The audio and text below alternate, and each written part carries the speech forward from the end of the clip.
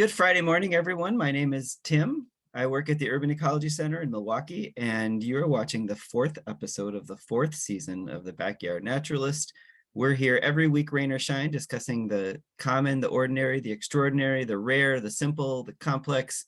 All the parts of your backyard have amazing stories to tell. And this week, we're following up on the theme we started last week with the stinging nettle, the theme of the plants you probably shouldn't touch, as we look at probably one of the most iconic, maybe infamous of the backyard plants.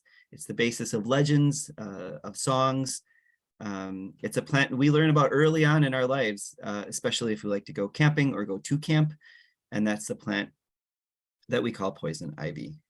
So we're going to get right into the stories. I do just want to express my deepest gratitude for those of you that have joined the Backyard Naturalist subscriber family. Your support is deeply appreciated. And everyone that's here today, you're supporting the program in one way or another. So thank you, and I'm glad you're here. So one of the plants that we mentioned last week in stinging nettle was the jewelweed, which is also called the touch-me-not, referencing those seed pods that are just waiting for you to go and tap it or touch it as it explodes and uses that built up potential energy to cast its seeds far and wide. And it's called the touch-me-not, but I think most of us know it's kind of fun to touch this plant. So maybe it needs to be renamed. Go ahead and touch this plant because it's fun. But there are a small group of plants that I would consider maybe more aptly named touch-me-not. So the two plants we featured last week, the stinging nettle and the wood nettle, could be called touch-me-not. But if you touch these plants, you'll be okay. You might feel a little sting or a little discomfort, but that goes away. And you know, there may even be some healing properties to the mix of chemicals that these plants inject you with. So some people touch them on purpose. So I don't know, touch-me-not maybe, but I think it's okay to touch these plants a little bit. Here's some other kind of deciduous plants that might be called touch-me-nots, or plants of our area, temperate areas. So these might hurt you if you touch them for obvious reasons. Anything with a big thorn, so anything in the raspberry family, the Canada plum, the hawthorn, the bull thistle. There's plenty of plants that will cause you to go ouch, might even draw blood. You might have to extract yourself from them, but so probably touch-me-not. Although, you know, the berries you do want to touch, and some other parts. Here are two plants that I definitely put in the category of touch-me-nots, even though you could touch them and be okay. It's like those stone crabs in Australia. You could touch them and be okay, but if you just took a tiny piece of that crab in a stew, or these plants, the poison hemlock and the water hemlock, if you just put a tiny bit of those plants in your mouth, it could kill you. In fact, a few decades ago up in the Cedarburg bog, there were a couple of kids that it's tragic. They died because they were using the stems as a blowgun. They didn't even eat it. Just enough putting up to their mouths was enough to kill them. So even though you can touch them, don't stay away from them, because they're potentially deadly. So touch them not. And then there's a couple of plants that you should definitely not touch. So that'd be wild parsnip and cow parsnip, among a few others. So these are plants that can really give you, second-degree burns on your skin if you touch them, but it's not that touching them that causes harm. It's touching them, getting the oils on your skin, and then if you wash it off, you'd be fine. But as soon as that oil on your skin reacts to sunlight, and specifically UV rays, that's what causes the damage, major damage to your skin. So that's phytophotodermatitis, a very cool word. Phyto leaf, photo light, and the combination of those causes dermatitis.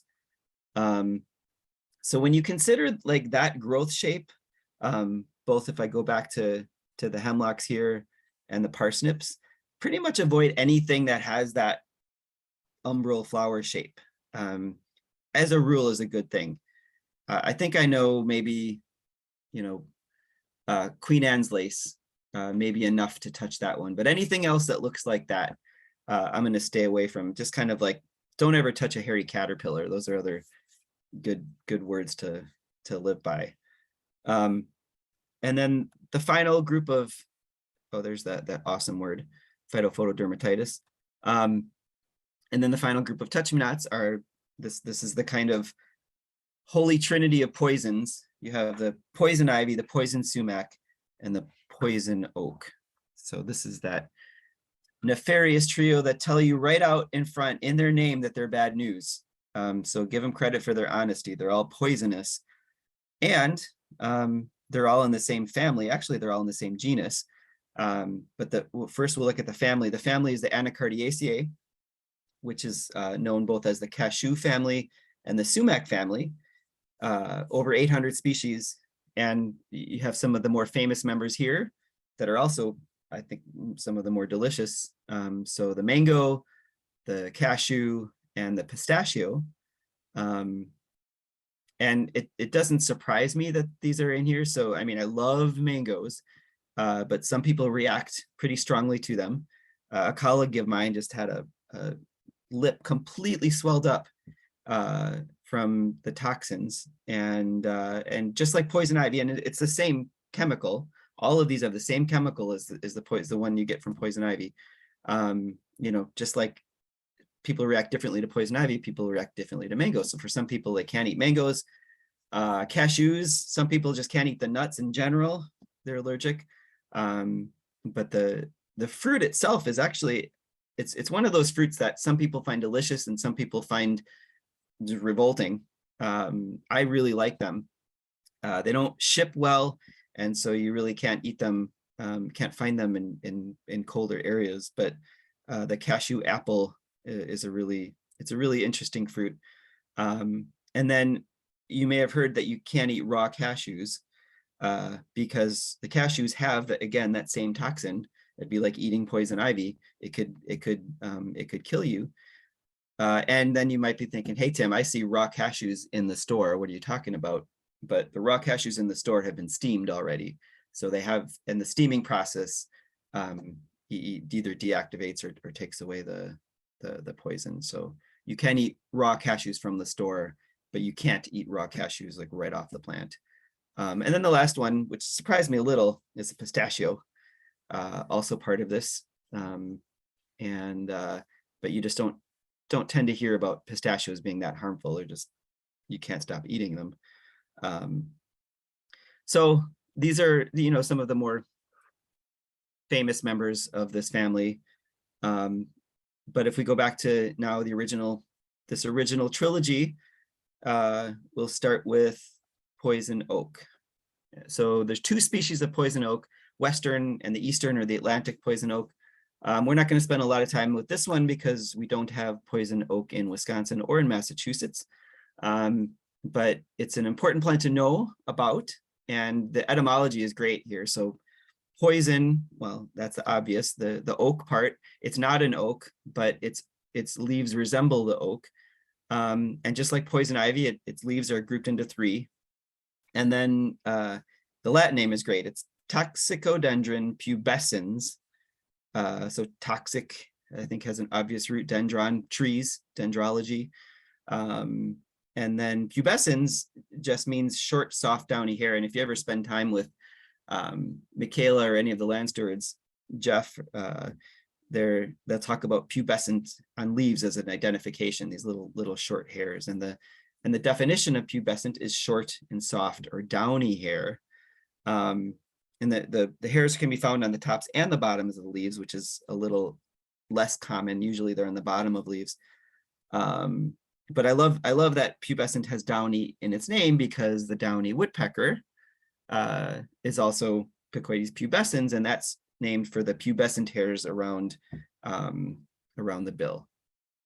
So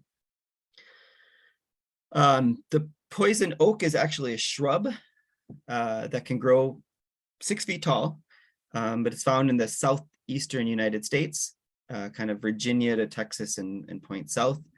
And a previously accepted Latin name for the eastern poison oak was Toxicodendron quercifolium. So quercus is oak, so it's like a leaf, an oak leaf poison plant. And the most plants in the family do have this poison that I'm going to talk about, and a lot of them also have pubescent hairs. So that's kind of a common identification for plants in this genus in particular. So that's the poison oak.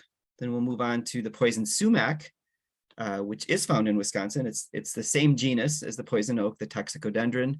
And vernix translates to varnished for the waxy look of the leaves. That's another very common thing you'll see among all the plants in this genus, is that kind of waxy, varnishy leaf appearance. And so this you can find here in Wisconsin, you can find up in Cedarburg Bog in kind of marshy areas. It's definitely not leaves of 3, it's leaves of 7 to 13, actually leaflets of 7 to 13 found on a single leaf. It is poisonous, but just like the poison oak, it's not a sumac. It's just leaves that look like a sumac in this family. So that's poison sumac. And then the one we're most interested in is good old poison ivy, also in the genus Toxicodendron, with its partners in crime, poison oak and poison sumac. And just as poison oak is not really an oak and poison sumac is not really a sumac, poison ivy is also not an ivy. They're all poisonous, they're all in the same genus, but they get their common names from the plants whose leaves their leaves resemble. So this resembles an ivy. So poison ivy, Toxicodendron radicans, grows in many different forms. It's often a low shrub, and sometimes a vine, and it's actually classified as a liana, which means a woody vine. It's one of that and grapevines are one of the only lianas we find regularly in this area. Usually go farther south to find lianas. An interesting fact, for a while, poison ivy was marketed, sold, and landscaped as an ornamental shrub because it is an attractive plant. And you know, in the leaves, in the fall, the leaves turn color. So it's a beautiful plant. In the spring, you get these nice red leaves. So it is a very attractive plant. And for a while, it was also sold as a tonic to cure stomach ailments and skin ailments. And in these pictures, you have leaves in groups of 3. The root of the saying, leaves of 3, let it be. And in some ways, the real star of this episode is that poison I've been talking about, that chemical, and it's called Urushil, I think, Urushil. So urushi is a Japanese word, and it means lacquer. It's named for the lacquer tree, which is native to China. And that Urushil is found in the sap of the Chinese lacquer tree, as well as in poison ivy, poison oak, poison sumac, mango, cashew. This is the thing that's getting us, the Urushil. They all contain the same chemical in their saps. And then sometimes the sap makes its way to the leaves, and that's why you can't touch the leaves without getting this on your skin. So it puts the poison in poison ivy. It's the chemical that causes the reactions we're trying to avoid. And so what is it about Urushil that's so bad? It's actually a fairly harmless substance. It's a harmless substance. It does not hurt our body in any way at all. There's nothing in Urushil that's toxic to us. Problem, like with some other things, is that it's our immune response to the Urushil that really hurts us. So in this evolutionary arms race, Urushil has evolved to kind of trick our immune system into thinking it's harmful and that it's bad. And then our body is just like, no, you got to get out of here. And that's what hurts us, is our body's response to it. So to say you're out camping, playing catch, you miss the baseball, it rolls away, lands into this low growing shrubs. You don't think about it, you're having fun, you reach down, you pick up the ball, you continue to play. And then what you don't realize is that when you reach down into the plants, that plant released the Urushil oil onto your skin. So at first you might not notice it. You probably won't notice it right away. And it's a delayed reaction. So what will happen is that that oil will start to work its way through your skin, and then your body starts to metabolize it. At this point, again, no harm, no foul. This isn't a toxic chemical. But then what happens is the Urushil starts to work its way into your body, and then you have your defense system. And it's a little more complicated than how I'll explain it, but it comes across a T cell, and the T cell is, it's like the security at the airport, and asks the Urushil for its identification. And the Urushil says, I don't have it. I left it in the car. Let me go get it. And the T cell says, you're coming with me, buddy. And grabs it. And then it calls for backup. And so it releases these cytokines. You might have heard the cytokine storms with COVID. Releases the cytokines in your body, rush around calling for help. And specifically, they're looking for these white blood cells. And when they find the white blood cells, they say, hey, we got an intruder here. I need you to come with me, but first I need you to turn into a macrophage, something called a macrophage, because this is serious. We got an invader. So then under orders from these cytokines, and Larry's probably rolling his eyes with this explanation here, but the white blood cells transform into this thing called a macrophage.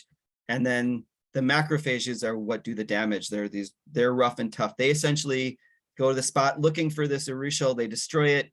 But then they're also causing havoc. It's like you're trying to find a small laptop in a building, so you send in you're trying to destroy the laptop, so you bomb the building. You do destroy the laptop, but then you cause all this damage to the building.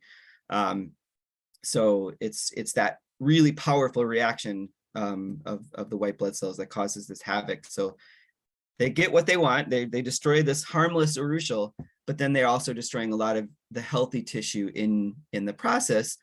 And the intensity of the reaction depends on a lot. It depends on how allergic you are to it and how immune you are to it, but then also how much you get. So if it's a tiny bit, you'll get a smaller reaction. If you get more, you'll tend to get a bigger one. So then it's that process of destroying the healthy tissue. Oh, here's just a little bit of a illustration of that story I just told you about getting rid of the Urushil. So then it's that destroying of the healthy tissue that causes the inflammation and the rash. And the Urushil was harmless, but your body doesn't know that. And it feels like it didn't have the time to try to work it out. It says, I don't care. We got to get rid of this substance, this pathogen, even if it means, harming the body to do it. So kind of a case of mistaken identity. And essentially the poison ivy knew what it was doing. And this is the poison ivy's way of saying, hey, you got to be more careful when you're playing catch, don't come stomping on me. That's not very nice. So like with many autoimmune responses, it's not the substance, it's the reaction. And one of these days we'll talk about hot peppers, because hot peppers too, it's very interesting. The capsicum in the hot pepper is not harmful to your body at all. It does not burn your body, but it tricks your body into thinking that it's being burned because it can bind to those burning pain cells and triggers that response as if you were being burned. So it feels like you're being burned because your body is responding to this threat, even though the chemical itself is harmless. And it can be quite painful and traumatic and even kill you. So let's say you didn't reach down into the poison ivy because you recognized it first and you saw that the ball was in the poison ivy. I'm not going to put my hand in there. And well, those oils, the Urushil, can be on your pants. Pretty much anything that touches the leaf, it can have that oil on it. And that's, I think, part of the myth that you shouldn't scratch a poison ivy rash is that you'll spread it. But that doesn't check out, because remember, that rash is not the oil. That rash is your body's reaction, and that can't spread. But the oil can spread, before it does that to you. And so before you even know it, you could be touching things with oil on your hand. You could be retouching things, which would put more, you're in danger of spreading it to others, but you're also in danger of getting more of it into you, which will cause a bigger reaction. Those of us with dogs, if your dogs go through it, they tend not to be harmed by it, but then you pet your dog and you get more on you. So there is a real danger of spreading it before you even realize it. The real reason you shouldn't scratch it is because these are often blisters on your skin, and you could infect them. Fingernails tend to be pretty dirty, so you don't want to scratch. So then what do you do if you get poison ivy? Let's back up a bit to the point where you touched the leaves. If you realize that you touched the leaves and you know it right away, particularly if you know you react to it, so you just touched it, the first thing you want to do is try to rinse the area immediately with water. If you can get that oil off your skin before it's broken down, before it penetrates your skin, you can avoid most or all of the damage. You can certainly minimize it. Make sure it's cold water, because hot water will open up the pores and let that Urushil come right in. So immediately try to rinse the area with cold water. If you have soap, great, but don't wait for it. Get the cold water on immediately, then you can put the soap on. They say if you have access to isopropyl alcohol, you can put some of that on a cotton ball and directly wipe down that area. Essentially, you're trying to get that oil off your skin before it's absorbed. If you can do that, you should be good. But then again, remember to wash your clothes or anything else that might have come in contact with the oil, the baseball, anything else you might have touched. So your dog. But if you were unable to get the oil off your skin and it started to become absorbed, which is probably more like the case, you can, particularly if you react, you can take a steroid, some type of a corticosteroid, and what that does is it tries to suppress your body's immune system, the immune response. So if you can kind of temper that a little bit, so it can be an antihistamine or a topical cream, Cordate or Lanacort. And again, I'm not a health professional, so this is not meant to be medical advice. For that, you need to contact your trusted healthcare providers and sources. But there are many over-the-counter medications that could help in the early stages of coming into contact with poison ivy. Again, you're trying to dampen that immune response. And you have a short window of time to do that. And if you don't do this, you'll get poison ivy. So what does that mean? You'll get poison ivy. Poison ivy refers to two things. It refers to the plant, known as poison ivy, but then also it refers to that rash. The rash is also called poison ivy. So if you miss that short stage where you can prevent the reaction, you're good. But once it reaches the rash stage, that's the bad news, depending on how your body reacts. It can, I've been told, I've been fortunate enough not to have reacted to it, but become very itchy. Just like the Platters told us in their song, at that point, you're going to need an ocean of calamine lotion. Essentially, at this point, the damage is done, and your body is going to need time to heal from the damage, from the dermatitis that your immune system caused. So again, don't scratch it. But there are some products available to soothe poison ivy at the rash stage. Chuck Bryant of Stuff You Should Know says that slapping it or smacking it can help, kind of relieve the pain without scratching, to kind of temporarily relieve that itch. Apparently a hot shower or a hot bath, keeping the area soaked, wet compresses. It doesn't matter that it's hot, because at this point you don't have to worry about opening your pores. Some people say an oatmeal bath works.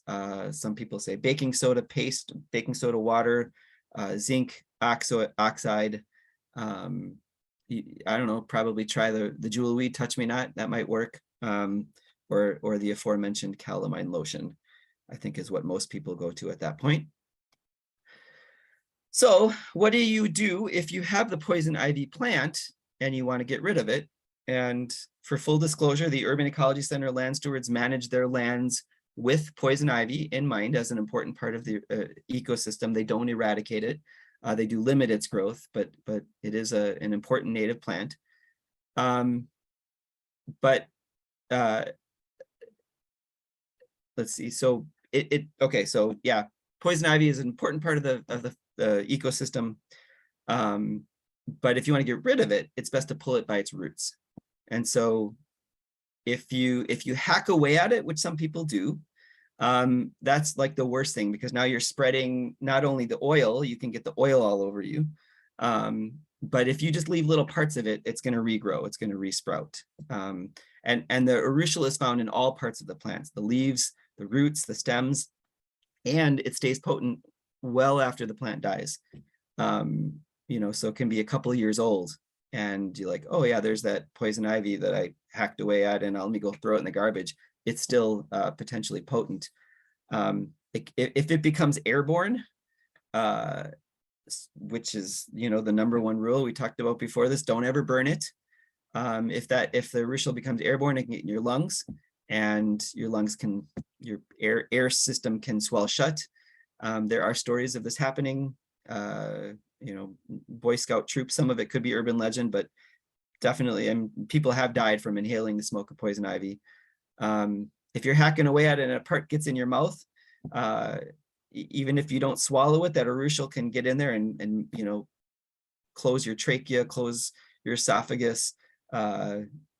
So bad news if you don't want to just kind of attack the thing. So you want to make sure you have protective gear on and you pull it from the roots, and just be very careful when you're extracting it.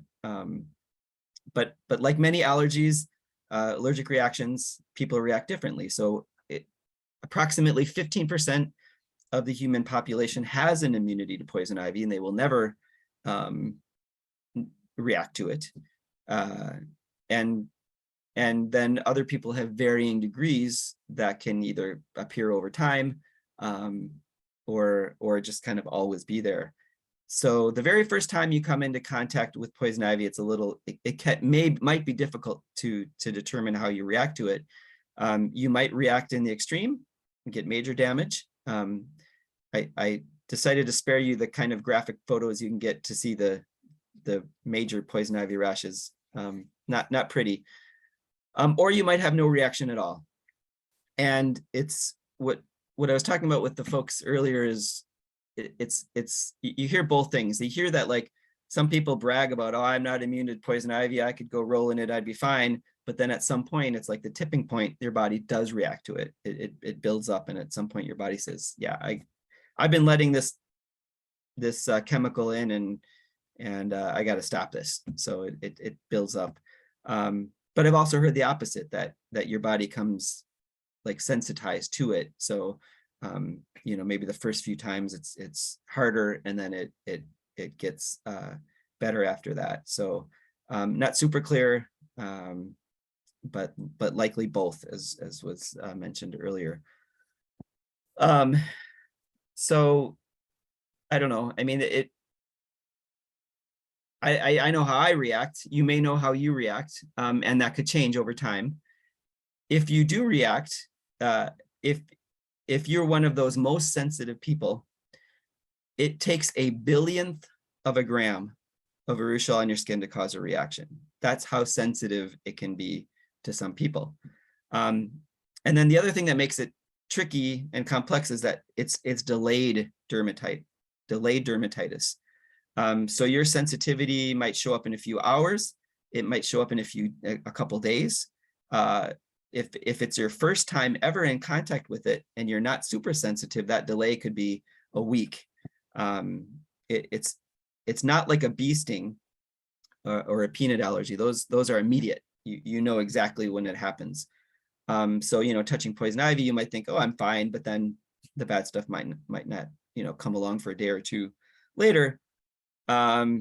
Usually most people can just kind of treat it the way we mentioned it, but some people, it can be life-threatening.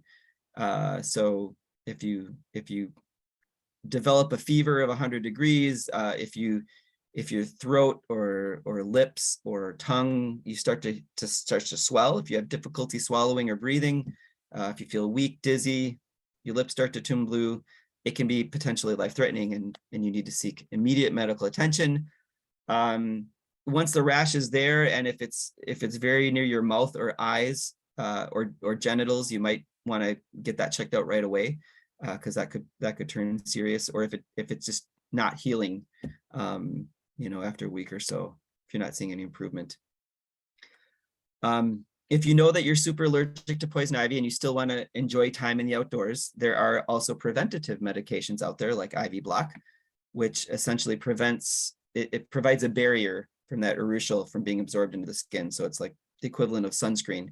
You have to put it on before you make contact with the plant. If you do get poison ivy, you're not alone. They estimate that 50 million people in the US alone have an allergic reaction to the poison ivy plant every year. So that's about 1 in every 6 or 7 people, which is, you know, something considering that poison ivy doesn't grow everywhere. It's pretty common around the country, but it doesn't grow everywhere. So now that we know how it works and why it's so mean to humans, we'll end with a little reminder of the good side of poison ivy. And also I didn't mention how to identify it. It's kind of hard to identify with like field marks because of the shape. The shape of the leaf can differ not only from plant to plant, but even on the same plant, you can have leaves that look different. There's a lot of variability.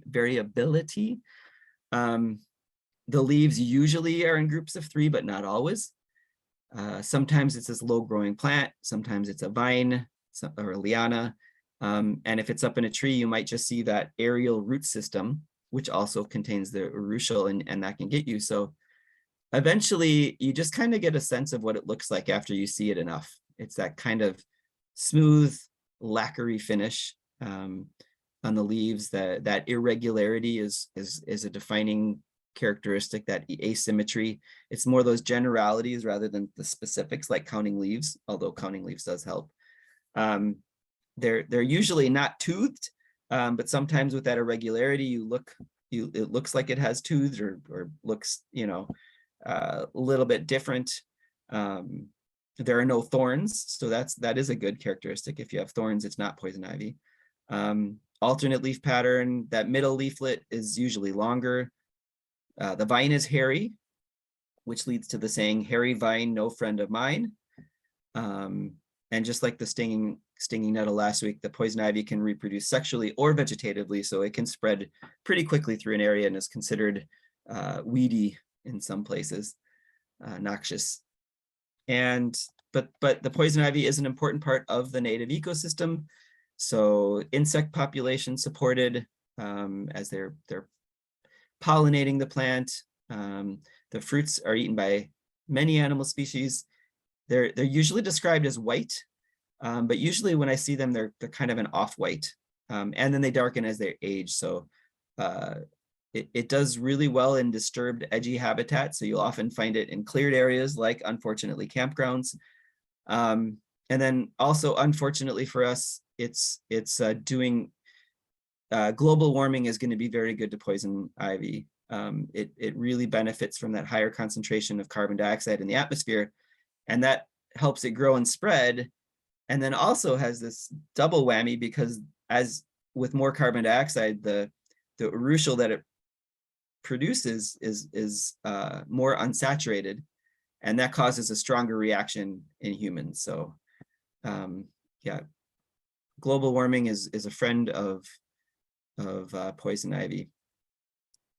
Then after the insect pollinators benefit from the nectar of the flower, then you have several animals that dine on different parts of the plant. So in the summer, the berries are eaten by black bears and a couple different kinds of birds, even the pileated woodpecker. Some animals need those berries in the winter, crows and quails and turkeys. Migrating birds will also eat the berries. It's not a preferred food source, but you know, when they lose their other food sources, that becomes more attractive. And some of the animals eat the leaves, Urushil and all. It's a particularly favorite food of the white-tailed deer. And then some animals simply use that plant for shelter or a highway to help climb trees. So yeah, poison ivy it's irritating. It can be deadly. It's also a very important part of the forest ecosystem. And I think we can all celebrate that. And in the words of the coasters, she comes on like a rose, but everyone knows she'll get you in Dutch. You can look, but you better not touch. So thank you for joining me this week. I will stop sharing my screen.